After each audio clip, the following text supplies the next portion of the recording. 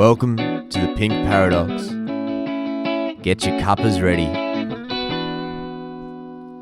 Welcome to the Pink Paradox. I'm your host, Maitreya Edwards, and it's grouse to be with you. Very exciting episode today. My former teacher from high school, and well, you're not meant to pick favourites, are you? But definitely the most influential teacher that I've had across my educational journey, Peter Hodkinson. He taught me for a few years in drama and taught me for a few years in English. And it's a real privilege to catch back up with Peter and demonstrate some of his philosophy on education, especially as an aspiring teacher myself. He's just a great man, and I'm very excited to be able to demonstrate a little bit about what he's about. And this chat took place at the old stomping ground at my old high school, Koonung, and was in the theatre where Peter and I spent many a lesson across our tenure. So yeah, enjoy. And here we go. All right, just there. Yeah, I reckon, mate. I'll try something. I don't know how it's gonna sound. I do this in like primary schools, right? And I figured it'd be a bit of fun. Guitar is the best. Oh, mate, it soothes all the savage beasts, man. Yeah. Friday mornings. So Friday mornings was literacy, and then the last half an hour to 20 minutes was just me playing guitar, and the kids just singing. And we ended up at the end of the year. We wrote a couple of songs together, and we just played like a couple of Green Day. So we recorded it. And I gave him all CD at the end of the year. And one kid came up to me years later, and he's like, I've still got the CD. Yeah, right. Yeah. It's good. I'm going to steal that. It's the best. It's awesome. And like, I play it, and obviously, like, I work in childcare, so the kids love it. But I explain it's not for the kid. I just want to play guitar. You know what I mean? It's a good way to feel in 20 minutes. All right, I'll show you something that I'll see if I can do it on the spot. That I like to do in my childcare, Peter. If you do you have a favourite colour, mate? It's black. Black, all right. So good start to the positive podcast. Yeah. That's good. My daughters always, they don't like that. They keep telling me it's a shade. I'm like, I don't know what to answer. I'm like, well, it's not in the rainbow, but I still count. Yeah. Do you have a favourite food? Favorite food? Coffee. Coffee, yeah, that's a good call. And favourite animal? Springer Spaniel. English Springer Spaniel. Right. That's going to be hard for me. We'll see how we go. All right.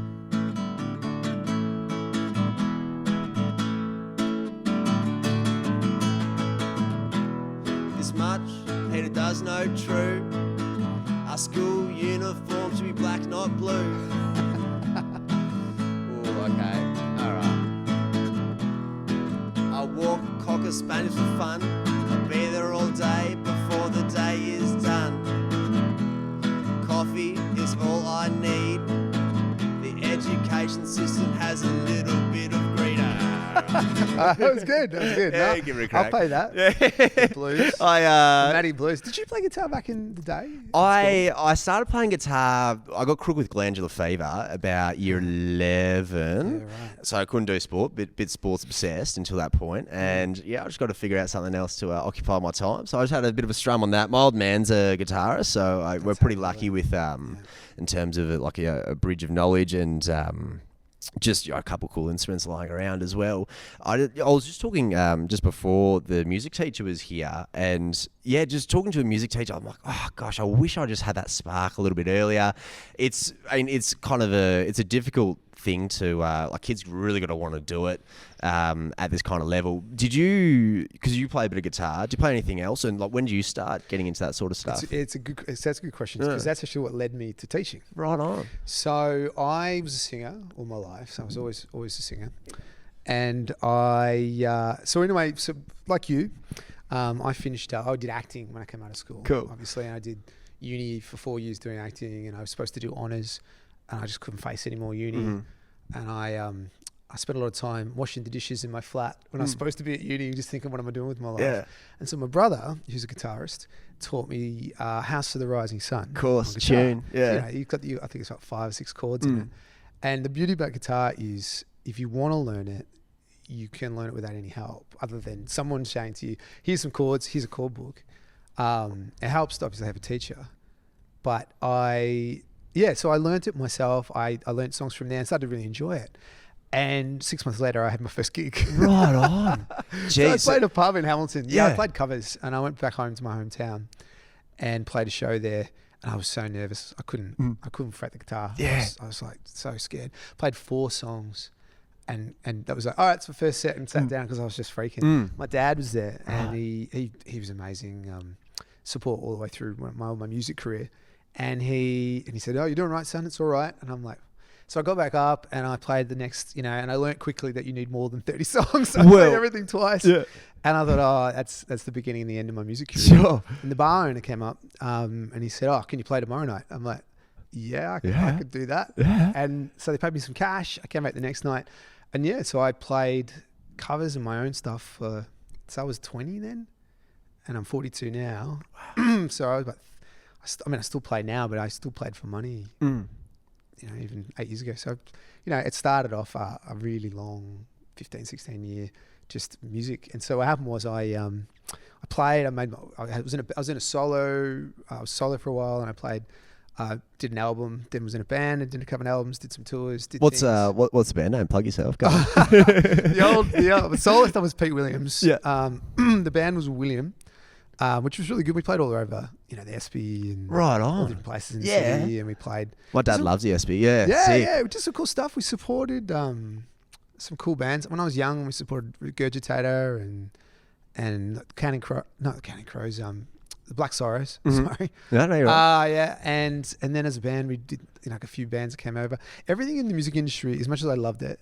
It always sounded better than it was. Like if you toured overseas, it was because you paid a huge amount of money, and you played a few smaller crowds. We supported touring bands, and it was just our fans there because it's just the reality of it. So that was why I ended up teaching guitar. So I started teaching guitar back home. Yeah. And I was teaching at a school called Haywood Primary School, and a lot of private stuff. But Haywood had a lot of these kids, I was teaching grade 2s up to grade 6s. And I realized during that, I was like, I like this. This is all right. Yeah.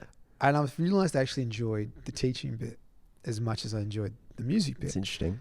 And I was still playing music. I released EPs during that period of time and it was going good and I loved it. But there was this reality to it where you have to be, you got to be the 1% in Australia or you leave. You go overseas and you try over there. And it was...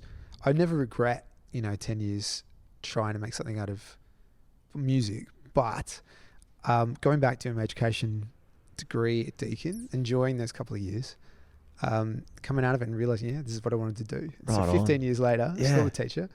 True. It's a different job now, but that was my guitar. Each thing led me to my next adventure, and even though they were things that there was no money in it. We made money out of covers, but not out of anything. We sold all the albums just to print the next lot of albums. Sure. But it was, I don't know. It was just great. It was just a great way. And like you'll find the same thing. You go into teaching with some experience. It really helps because you've got stories and kids love stories. Of course, mate. I only just recently started up a super small little guitar lesson business. So I didn't know you did a bit of guitar lessons. Exactly the same thing. Yeah, I get to get interviewed by some ex-student a couple of years from now, and I'll get to tell of my tales. Yeah. It's good, isn't it? I mean, it's something you can sometimes. I had a mother say to me, I had a kid who was really, really, really talented, and he started off with me when he was like. He must have been 15 and he was already a pretty good player and I'm not the best guitar player in the world. And he said, and it was about 2.5 years later teaching him, and I said to his mum, look, honestly, I don't think I can teach you anymore. He's better than I am. At the level, There's nothing that, nothing I can teach him. And she just said, I just want him to keep coming to guitar lessons to hang out with you. And I thought, so it's not just the time teaching them the chords, it's the time chatting about music and hanging out and being, and that's what teaching is. It's the relationships you make. And that really helped me, I think, moving into teaching, realizing that what people value isn't necessarily just the guitar playing or the English essays or the whatever. It's the time where you get to help people, kids especially, sort of find who they are, or be a role model. Which you'll be. Well, you'll already be, I'm sure. That's what I'm trying to learn, Peter. I learn from the best, mate. Really, because I was going to ask about your transition to teaching, but you kind of answered it within that. And I suppose something like having that drama background, that would have taught you and firstly the communication skills. I really learned, particularly from yourself. I did a little bit of drama stuff throughout my little high school my ventures. Got videos of it. Yeah, oh mate, you can post them for a bit of cash down the line, mate. Couple of compilation videos. Anyway, one thing I really learned was, particularly with drama, was not to look at drama as like an academia, how you go on your monologue or this or that, your ensemble, but looking at it as a skill. And that's something that, whether it's a job interview, I remember you explaining, or mate, just doing this and just being able to have a chat, being able to incorporate things like your body language, a few extra bits and bobs. But I'd love to ask you a little bit about the skill of performing arts, and obviously it's shaped you really, really well, but what kind of value you have in that, and how you kind of see it.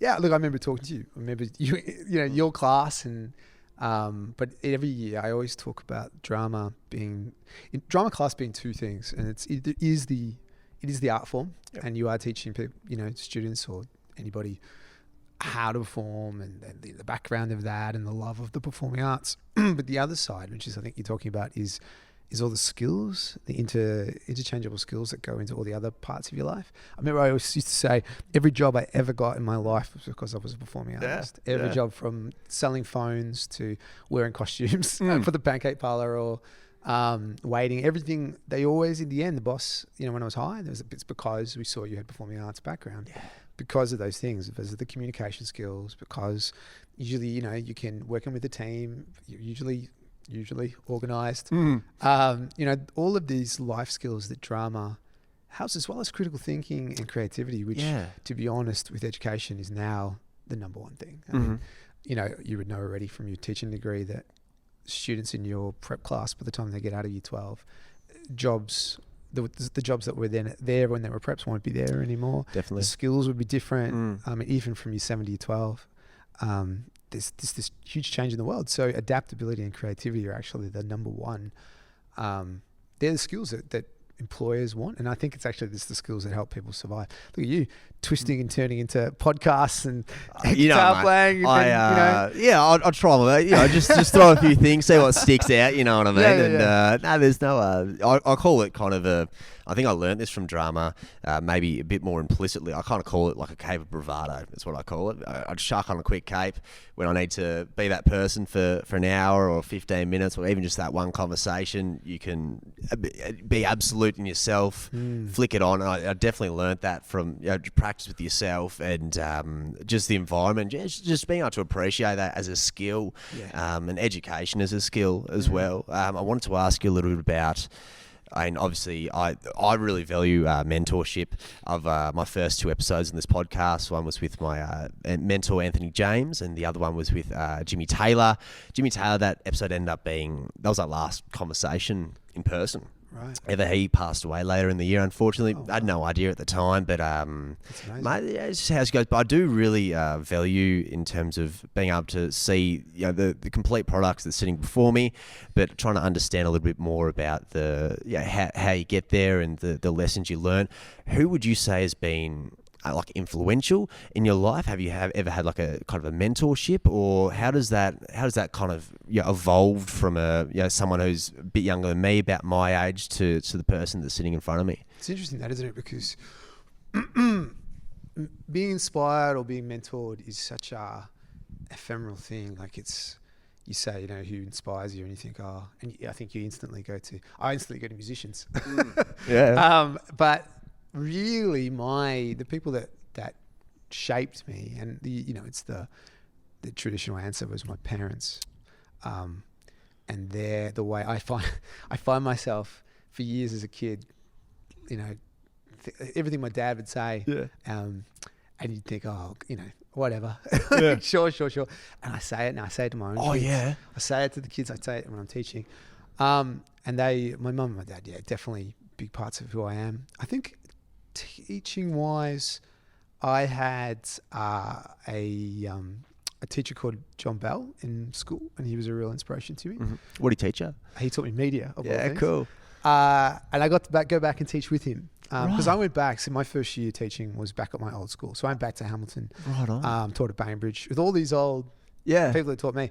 And one of the best things was, right, some of the teachers who I thought must have been like real dicks. Yeah. They were the best dudes. Yeah. Like, they were really funny. They had a really good sense of humor. They were, very cool people.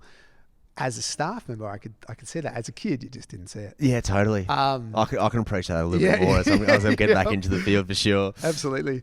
But John was fantastic. And as a teacher, I remember getting back into the field and thinking of him. And then I had a couple of really good teaching rounds. I had one guy, I should know his name, I can't remember it now. That's It's right. been so long ago. He was leaving teaching that year. That was his last year. And he taught me primary at Knox North, I think primary school. I think that's what it's called. Anyway, he just done it all. And a lot of what I do now as a teacher came just from those 3 weeks. Just 3 weeks with him learning about relationships with kids, about not taking things too seriously, about making sure you're thinking about students as individuals and not being so wrapped up in results or with grades. And just the way he handled himself, that was an eye opener. That was a really cool round. So I was very lucky. Yeah. With teaching rounds, you'd have some now, but if you get the right mentor, it can make life a lot easier as you move into that. Definitely. Otherwise, yeah, it's all musicians and soccer players. Yeah, mate, right on, mate. I asked honest, you know what I mean? You can say what you want to say. My first year of, I'm going to Deakin at the minute. That's right on. right. Yeah, hoo-ha. Peter O'Keefe was one of my first teachers where he taught a bit of philosophy and stuff, but he would always say, you're not going to remember the lessons you're taught necessarily. You're not going to remember the content that you learned from a teacher, but you're going to remember them as a personality, as a person, and that's what's going to stick with you. I can still think of all my teachers just as people. Yeah, it is about relationships. And that's the thing. And the further we get away from that, the harder teaching is. And the more paperwork between you and the students and the more risk management. I mean, with 2 little girls, I want them going to school safe, and I want to know the school's got their best interests at heart and what have you. But there is a point where you are so scared of, implications of things like, it's not even that. It's just things like excursions, like excursions will die out because it's just too risky. It's just too risky. And I think that's probably where the department want to head, or at least that's what it feels like, that we want to move towards. Interesting. Staying in classrooms.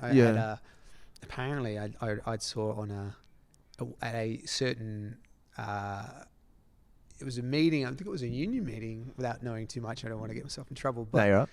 but the word was from some drama teachers that were there who asked about how they were going to organise certain things with the new union agreement and what have you, and they said, well, how a play is going to happen, we can't afford to have in-lieu for plays, and how a musical is going to happen. And there was the answer that has been filtered back through us, through the drama teachers, was, well, they can go back into the classroom and do what you're supposed to be doing.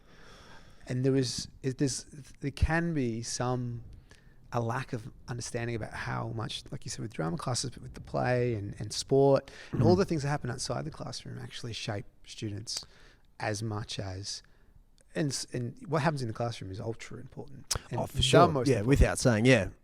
But I think we can't underestimate the power of our extracurricular activities. Yeah, a bit of life experience will shape so much of So who a lot of you are. students meet they meet their mates and they figure out who they are. And, I mean, that's how I ended up.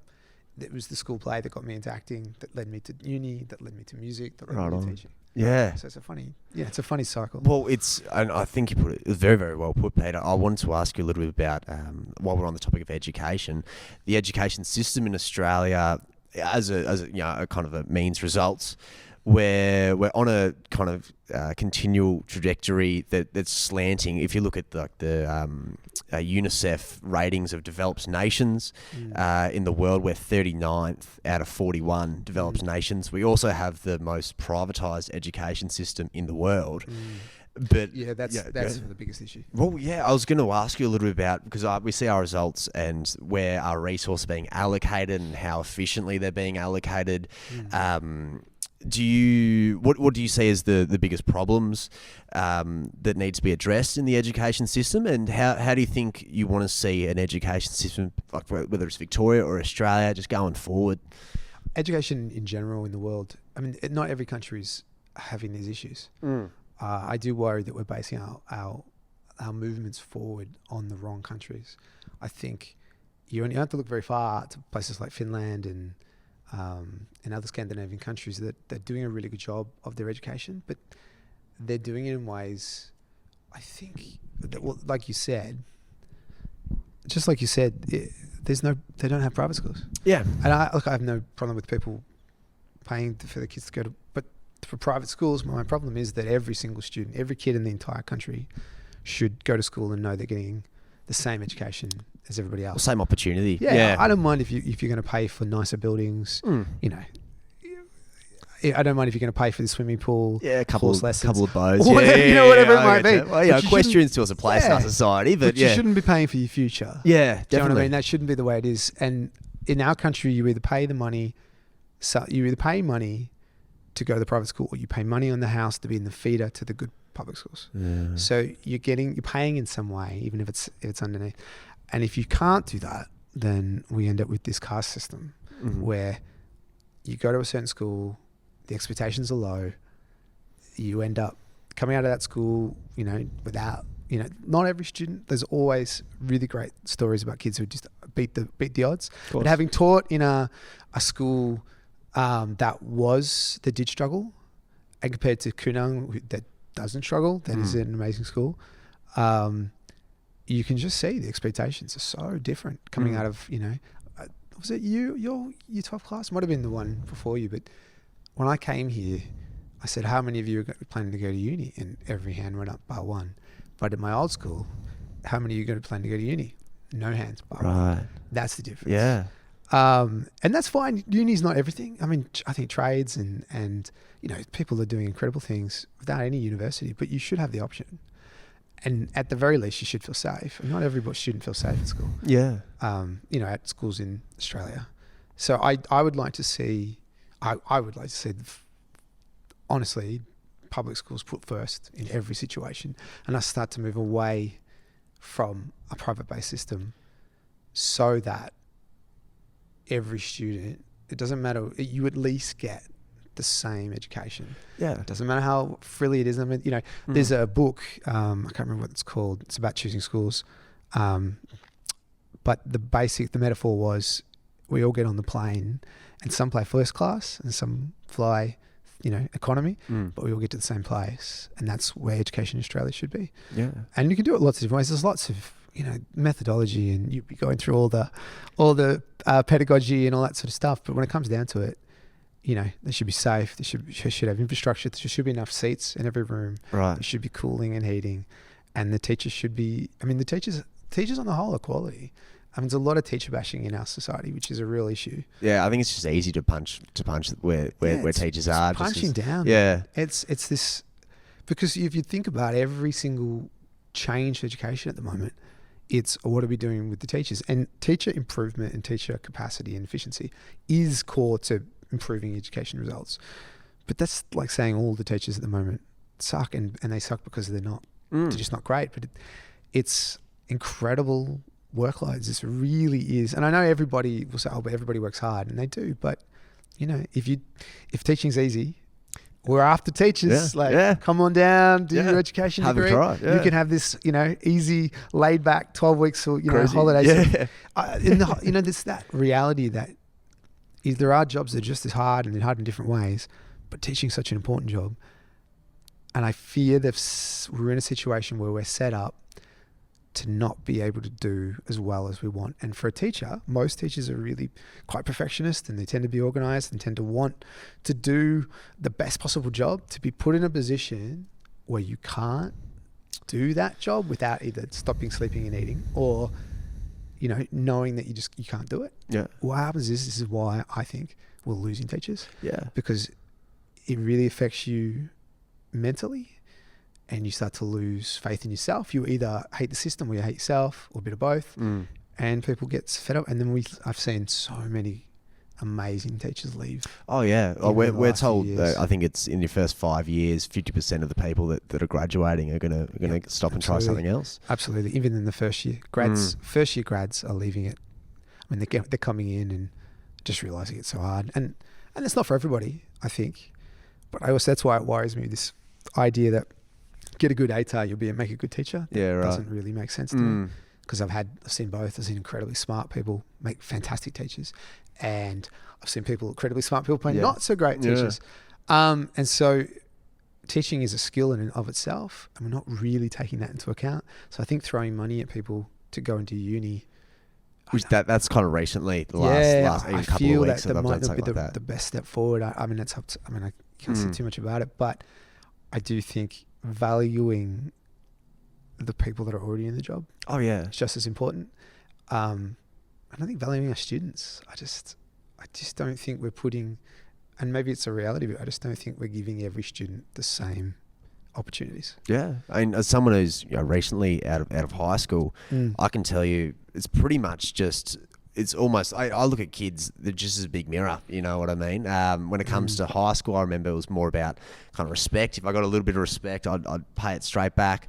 But yeah, with young kids, all in like the tone of your voice, this and that. But I completely agree when it comes to valuing our public education system firstly, and then looking at these Scandinavian countries talk about that teachers are a highly touted profession. They're looked at, and it's a great investment in your country's future, which is so backwards that we don't properly invest in it. You know what I mean? I think we want to blame teachers, but I think we want quick fixes without. I mean, you can't just throw money at it. Money won't fix everything, but it's a good start.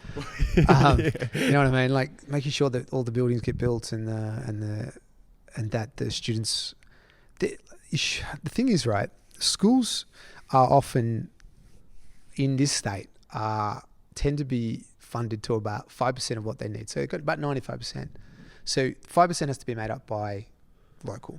Yep. So we're not even at a minimum, but you can go just down the road a little bit to a private school with the same clientele, same situation, and they're funded to 300% of what they need. Wow.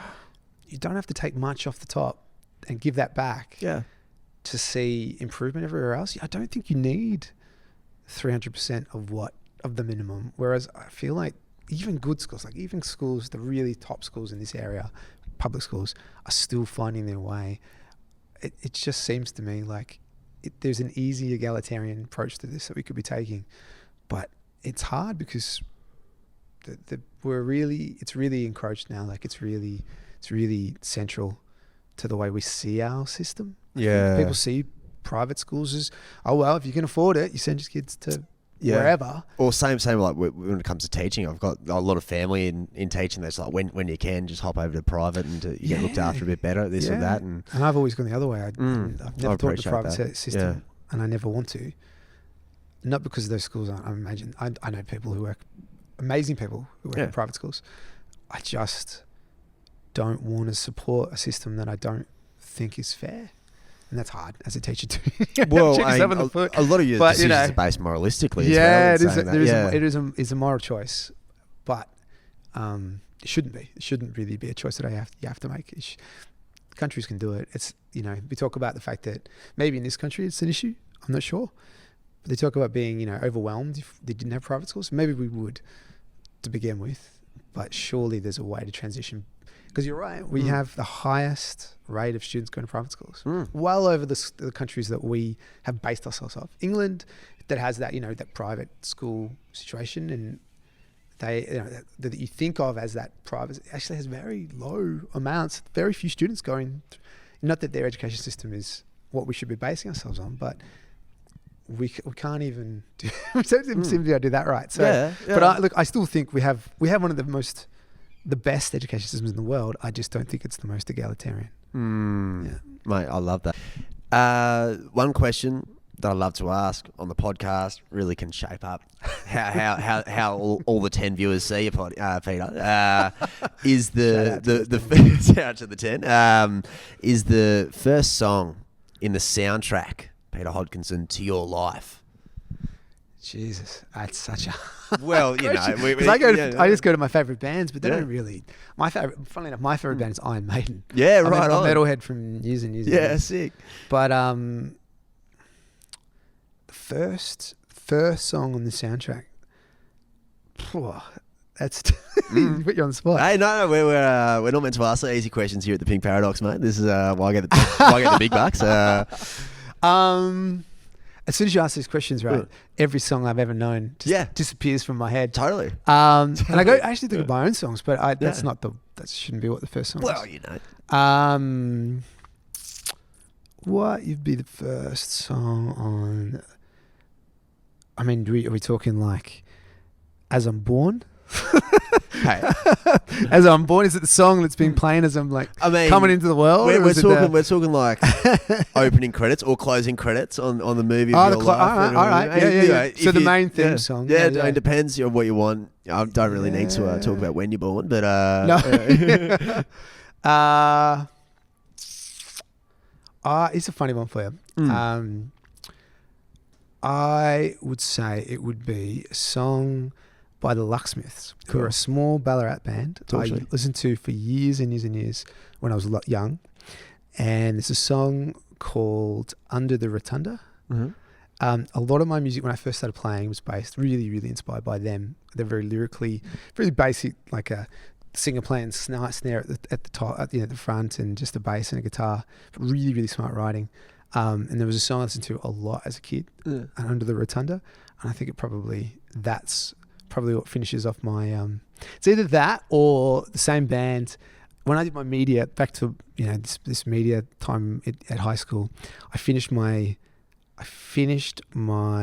whole video with me riding away on this little motor scooter to uni. Yeah. And the song is called Motor Scooter. Yeah. And that could be the other one. So either of those from the Lucksmiths is probably the closing credits to the film of me. Well, that'll be the soundtrack as I walk home from school. Once again, I'll keep that in mind. I'm sure my old man's actually written a tune. I don't think you're talking about my old man, but he's got something on my scooter. So yeah, if I can find up an old DVD, this is part of the Lucksmiths. Yeah. I mean, I'll have to ask. I don't think he's been around Ballarat anytime recently, but that's all right. My final question for you, Peter, and again, thank you for your time. Anytime. I wanted to ask you, how do you want to be remembered? As a good dad. Yeah, that's all I care about, really. The two little girls, Tilly and Isla, are everything. So yeah, I think I want to remember as a good dad, and I want to be remembered as someone who was kind. Yeah, and that's all. As someone, who's had the privilege of being under you as a student, and getting to have this conversation now, but just taking the learnings progressively, like you said, in terms of a resilience of a young mind and as an academic, to be able to talk a little bit about the education system, a little bit about music and tunes. Mate, I just thank you for coming on today. And mate, it's a pleasure, man. Yeah, thanks for coming back. Cheers, bud. It's already Friday and soon it'll be Friday night, and if you've got something planned, I suppose I'll understand. But give me half an hour and I'll meet you in the gardens. I'll probably be waiting under the rotunda if it's raining, and somewhere near the seesaws if it's not. We can wander round the football ground as the sun sets on the grandstand. If it gets a little cold there, we can hold hands in the goal square. It's getting dark and baby, don't the shops shine bright. I've been here for hours, I can't see the florist for the flowers, and I can't see the point in hanging around. I know we've done all this before, but once more won't hurt, so let's do it once more. Bereft of ideas, we live here but we're sightseers.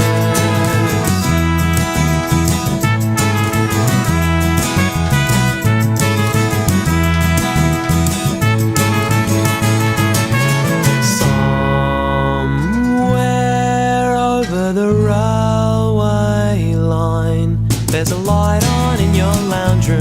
Do you remember when I found you fast asleep? You were so slow to your feet.